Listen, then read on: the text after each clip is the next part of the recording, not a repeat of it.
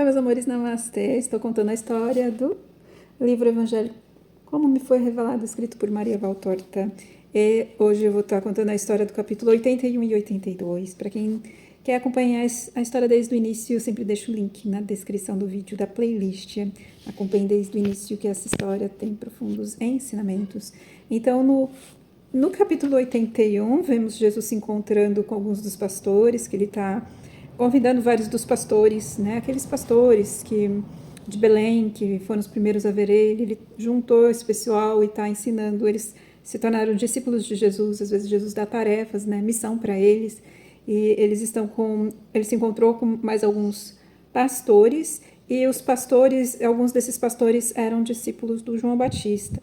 Aí Jesus pergunta para eles como que vai de São João Batista, eles dizem que ainda está preso, mas que o Herodes ele aceitaria um bom valor em troca de soltar o João Batista, e seria uma boa desculpa para a mulher do Herodes, que não gosta de João Batista, não quer soltar ele, mas se oferecer um bom valor, um valor X lá, ele falou que ia soltar o João Batista.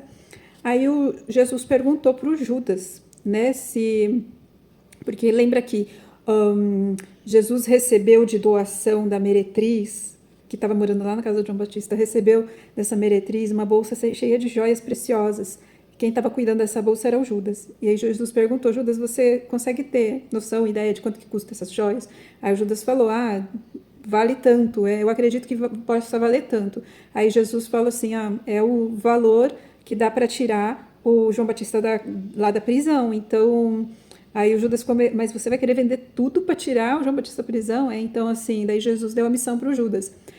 Você sabe para quem vender essas joias, como vender? Ele falou assim: sim, eu conheço fulano, cicrano, eu conheço uma pessoa lá em Jerusalém que eu tenho certeza que compraria, porque essas joias são muito preciosas, muito valiosas. Aí Jesus deu para ele: então essa é a sua missão, você vai lá, nesse lugar aí, falar com essa pessoa, venda as joias. E aí ele pediu para o João ir junto com Judas, né? Para o João ser uma boa influência para o Judas.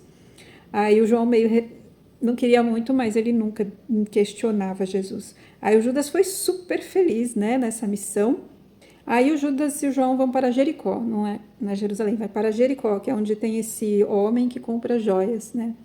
E a entender assim que esse homem que compra joias, ele é tipo ladrão, uma pessoa assim sagaz, é uma pessoa com maledicência, ele é cheio de perversão, ele não é uma pessoa honesta.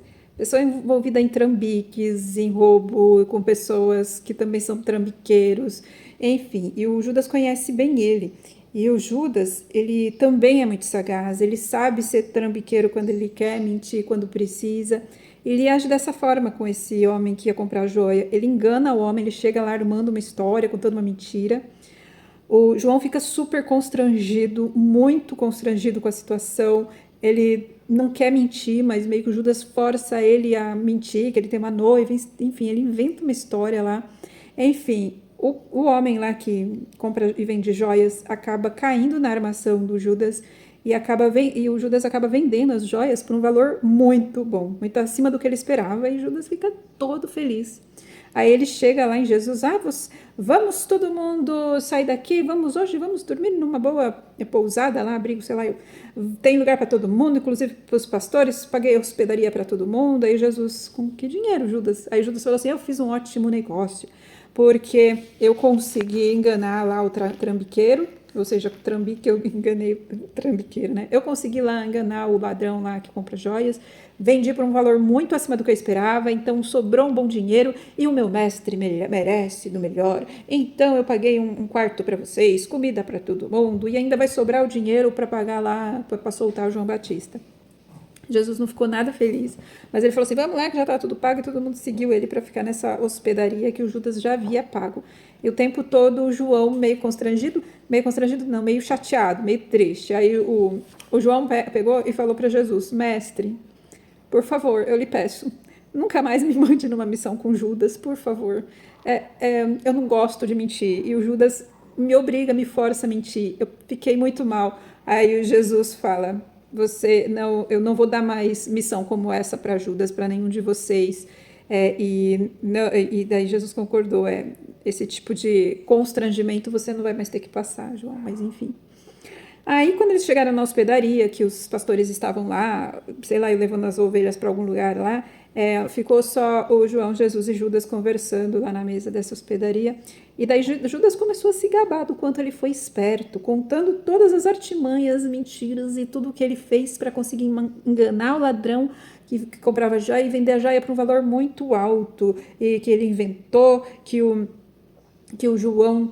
Ele inventou que o João tinha uma noiva que queria comprar joias, enfim. Ele começou a se gabar da esperteza, da sagacidade e das artimanhas que ele tem. Eu conheço todas essas pessoas que vendem, compram joias. Eu conheço, sou muito influente e ninguém passa a perna aqui em Judas.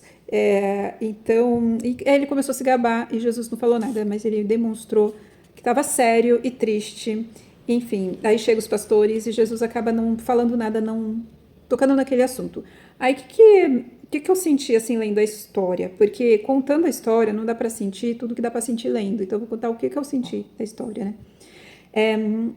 Jesus, ele vê todas as pessoas como um filho, né? E ele vê, então, Judas como um filho. Imagina se você tem um filho que tá na perdição, que faz coisas que é ruim para ele mesmo, que você vê que o destino daquele seu filho vai ser um destino muito triste, que ele vai, você tem consciência, se ele continuar nesse caminho, ele vai se matar, ele vai se entrar no fundo do poço, ele tá indo para o mau caminho, e você, por mais que você fala, por mais que você ensine, por mais que você eduque, ele não segue os seus ensinamentos, ele não te ouve, entra para um ouvido e sai para o outro, assim. Então, Jesus sentia muita dor por causa da atitude, das ações de Judas.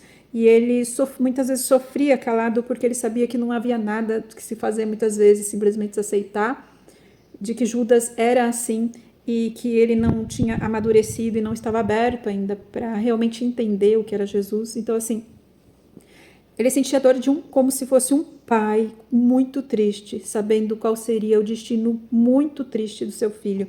É essa a dor de Jesus, assim, ele ama incondicionalmente Judas. Ele quer o melhor para Judas, assim como ele quer o melhor para toda a humanidade. Ele ama todos como um grande pai muito amoroso que ama incondicionalmente. Então a dor de Jesus é assim, ver aquele seu filho, né, seu discípulo Judas, foi uma dor assim muito forte no coração dele ver o tipo de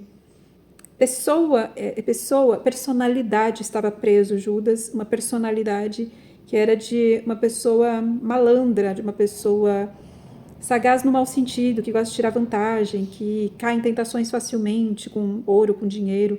Então, além da história, dá para sentir muito essa questão da dor que Jesus sente com relação a Judas.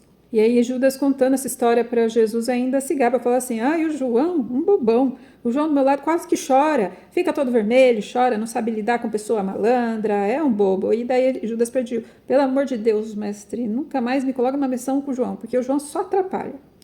Mas enfim, João também não quer fazer mais nenhuma missão com Judas, então ficou combinado isso.